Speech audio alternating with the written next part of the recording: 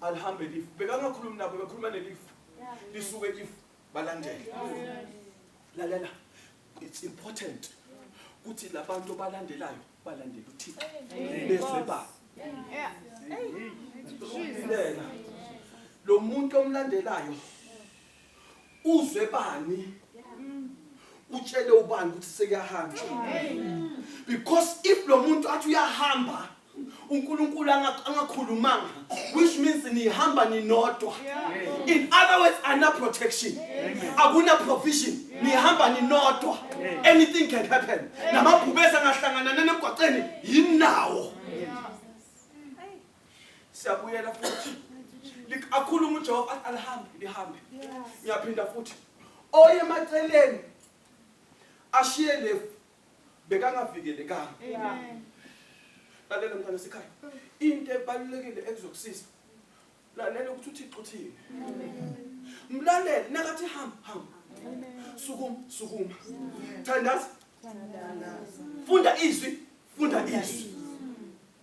hey don't lead God ungamholi uThixo abanye bethu we don't get your things nor your stuff it's because ungaphambi kwaNkulunkulu uNkulunkulu uthi 60 wena uthi 120 now ufika ngale ushayisile hamba ngespeed sezulu angeke ulahleke lihambe if nalifika athi Jehova ima lime lalela ngitshela leli belisho something else as well wonke umuntu ophasi kwe usafe wasukela umuntu ophasi kwe awusukelanga lo muntu usukele lo muntu okhulume naye uthi alime so i decision yakho it's important uthi when God says move you move but kubalulekile ukuthi uhamba nabo ba because it helps. Imagine this. I want to say something.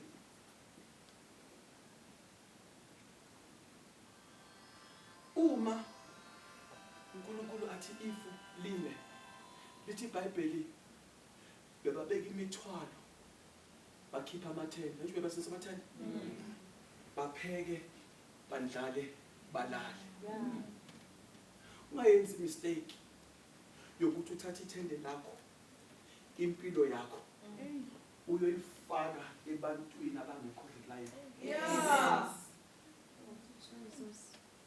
nalif uyaphuma wena because if ucontrola uNkulunkulu number 1 isikhathi sakho sicontrola uNkulunkulu ibusiso zakho sicontrola uNkulunkulu ezinye izinto hayi ukuthi angeke zisezenzeke you are not ready so you must wait noma kubuhlungu you wait Are you hearing me, bazalwane? Amen. Noma ungabona abanye phakathi kwefu bathola into zabo. Don't move. Bayithola imoto basithole konke. Do not move. Stay under the clouds. Because the problem yethu sisonke la. Ubona uMrs X noma sekwenzeka izinto ziba right so bona ngathi ngiyadelaya. Uthi wena uphuma uphuma ku protection. Uyohlangana namazimzim ngaphandle so ubuya so ulimele uthola umunye umuntu has taken your position kanti ubulindile izinto zakho ngabe zithole ngusethole umunye umuntu to wait it's about those who wait upon the Lord shall renew their strength they shall run but not be weary we understand that we are staying under the cloud namuhla asifuna amanye amafu amafu abantu abanyama yahlupha we are staying under the cloud of the Spirit of God amen kuthi moya ngcwele uma sithi sihambe siyahamba uma sithi sihlale siyahlala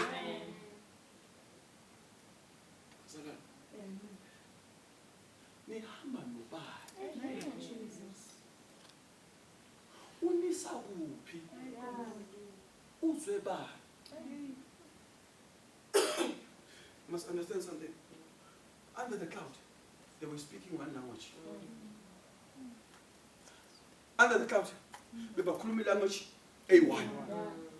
Because they were humble endaweni A1. challenge yabantu uphasi kwefu ufuna ukuzwa nabantu abangaphandle bathini bathola ukuthi bayagijima bayalena then usondele kubo ugcine sokhuluma ilanguage yakho hlala namuhla that's the message stay endlini kaThixo don't rush into efanele wena uNkulunkulu uyazazi doctor noma unempandla futhi uNkulunkulu uyazi indwele zakho ukuthi ezibile zingakhi amen so why should you stress Pasquela with they stood there and then uyahlupha umzalwane ozicontrolayo cela ukuniphindela uyahlupha umzalwane ozicontrolayo ongacontrola umoya oyingcwele but if you control umoya oyingcwele kune language ongayikhuluma Amen. kunezinto ongazenzi noma zibukeka sizinhle ebantwini but you don't do them noma ungabona umuntu ofamous akhuluma le language you don't speak that language because you're not being controlled by abantu, you are being controlled by the Spirit of God. Amen. Uma ufuna ukuphumelela, stay under the clouds. Amen. Stay under the what, bazalwane? Clouds. Abanye bethu hayi ukuthi uNkulunkulu umkhohliwe. He doesn't forget. Amen. In Isaiah it says, how can a breastfeeding mother forget a child? Hayibo unenkinga lo mama. Nike nabona umama aqeda ukubeletha umntana bamletha angafuni ukumbunyisa. Amen.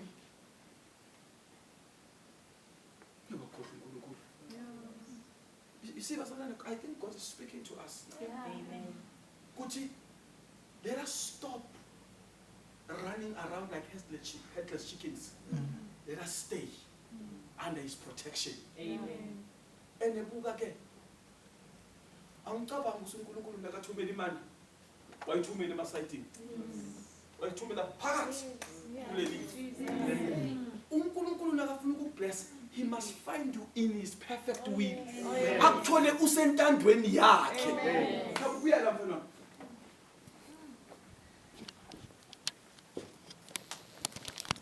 Kuqala uthandaza. Uthabo usentandweni kaNkulunkulu. Jehova uyafika. Okay. This is what you pray. Ukuphi usentandweni. Upass kwani kwefu angithi under the protection. Okay Thabo. uNkulunkulu ugcine uThabo ala. Hamba ukuqala lapha. Thumela ingelosi uJehova. Hawu. Thabo. Akekho. Nakothi uthi man. Angeke athole izinto zala ale. Uzosihlupha. Abuyele nazemuva. It's okay my son. You will not get blessings from God. Ungekho entandweni yakhe ngoba uzohlupha. Amen. Lalela, uma uThixo afuna ukubless, akakuthole mhlawumbe ukhala in His presence. Ngamanye akuthola ubhabhalele ngesisi. Ukhala. Iphele lipstick ne-makeup akunankinga but you are in His presence. Labana ngabantu abasafuna uJehova manje bafuna izinto. Kanti you stay in His presence. In His presence, in the Bible, in the presence of the Lord, there is fullness of joy. You want God? Go to His presence. Matthew 6:13. Seek ye first the kingdom of God and His righteousness, and all shall be added unto you. Ukuphi entandweni yakhe.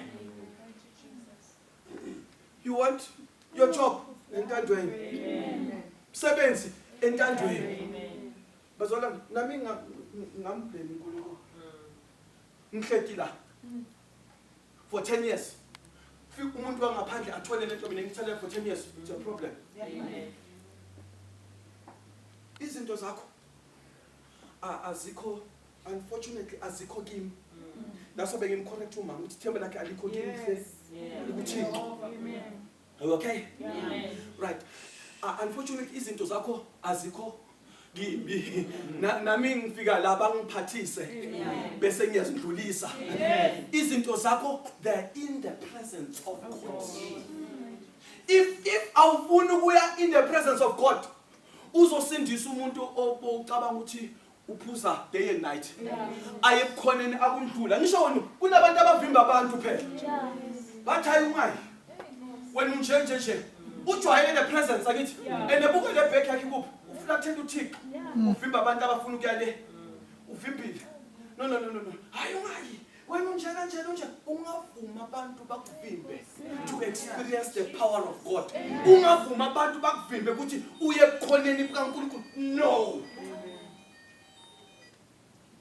bakuvimbe to be in the presence no stay in the presence. Amen. Doctor, there's everything. Amen. Absolutely. Yonke into khona.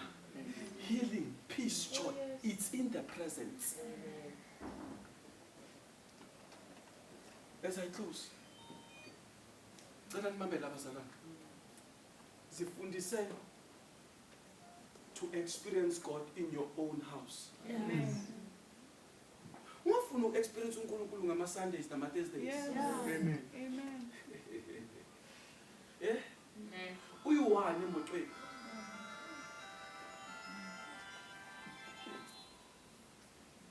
Emotweni uyiwani. Fake le ngoma. And experience God. Amen. Why ufuna ukulinda abantu wena? No, kumele ke enkonzweni. Sengiyongena ebukhoneni. Can I be honest with you? Le ndawo le is too small for the presence of God. Amen. Esivamisa ukuthola it's just a drip.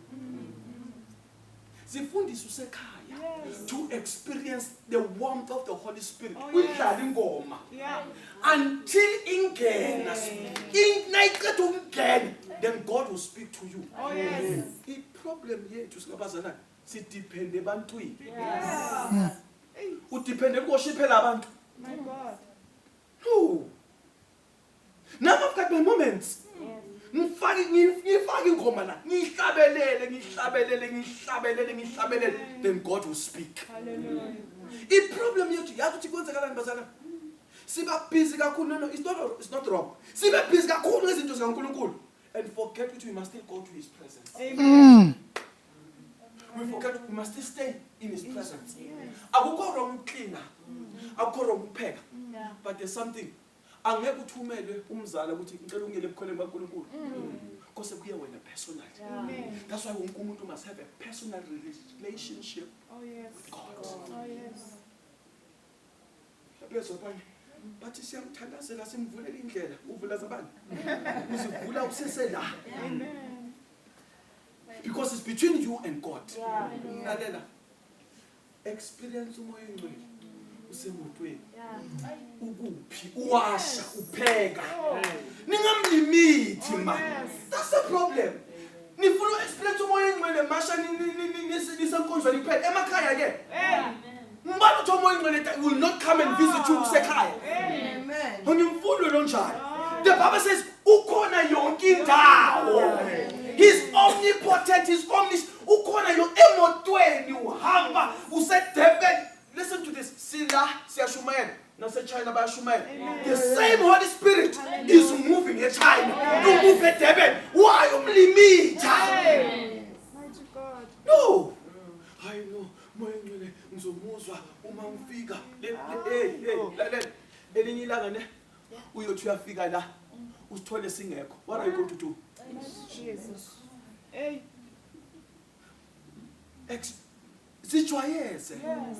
Umazi. Amen. Nakakuwa no le voice yamoya engcwele. Yes.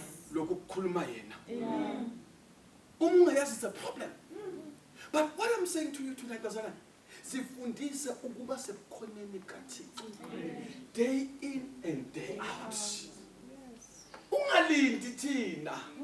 Ungalindi worship team. It's bazalwane sisele naye.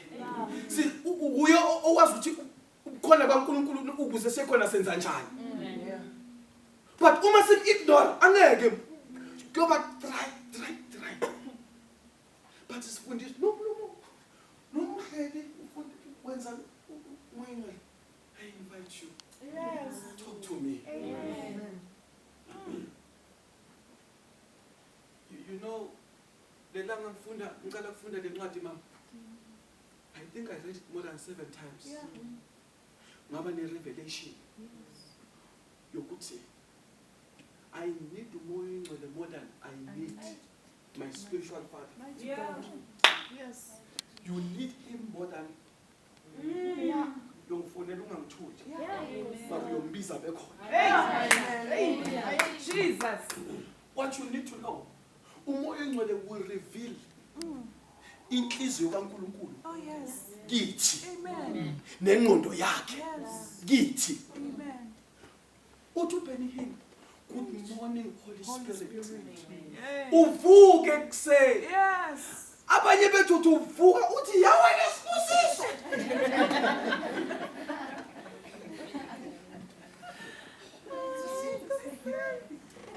Nawuvuka nje, hey, sekubhizi. Yeah. Ngicela ukukunika i-tip. Jesus. When you wake up, Yes. mbingelele. Yes. Good morning Holy Spirit. Yes. Mighty Jesus. I can assure you. Uyangiphendula uzokuphendula na. Yeah. Uyokuphendula.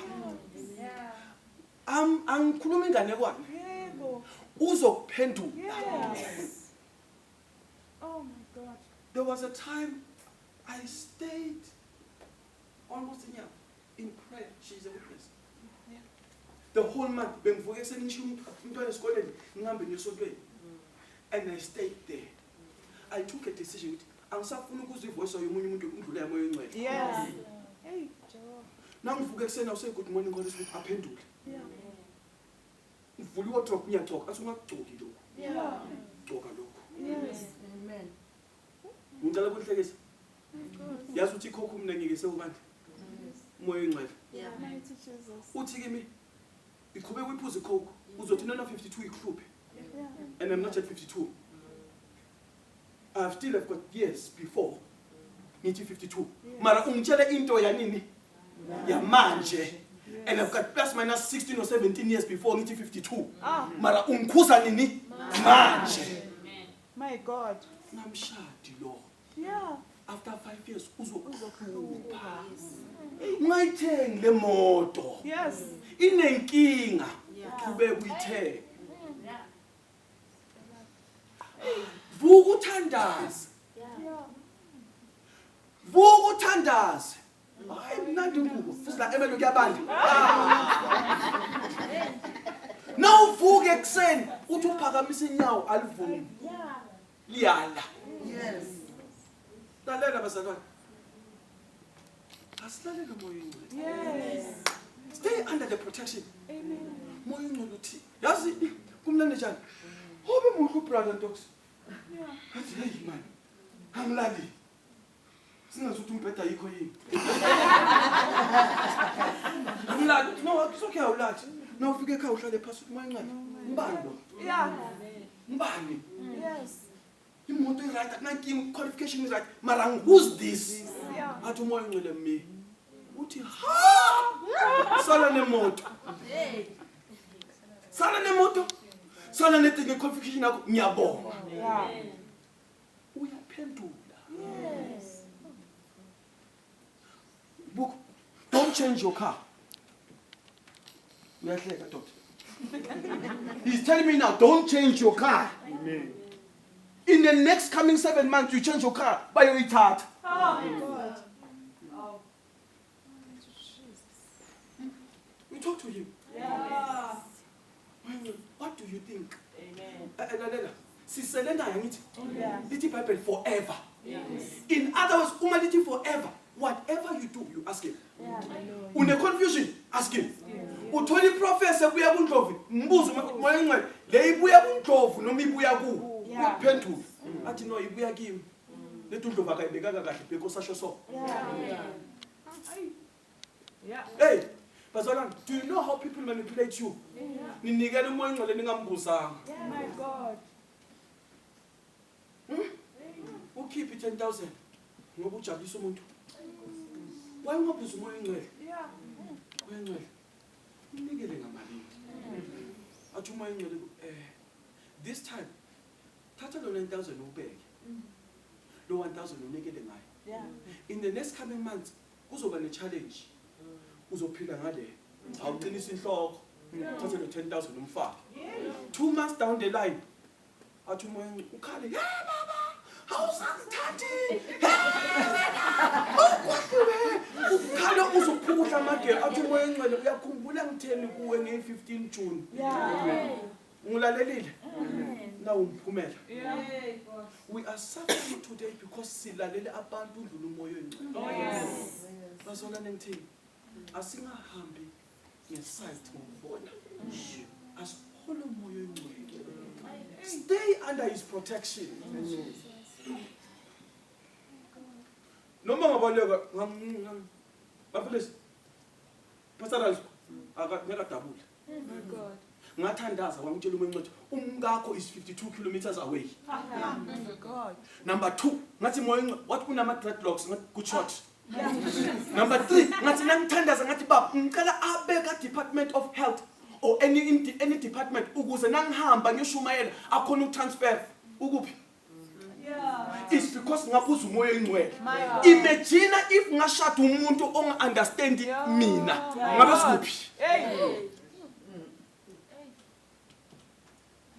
Mbuze Yeah. nabangani moya engcwele lona athi umsuse. Yeah. Yeah. Hey. Can we talk to him? Cela sikhulume naye. Amen.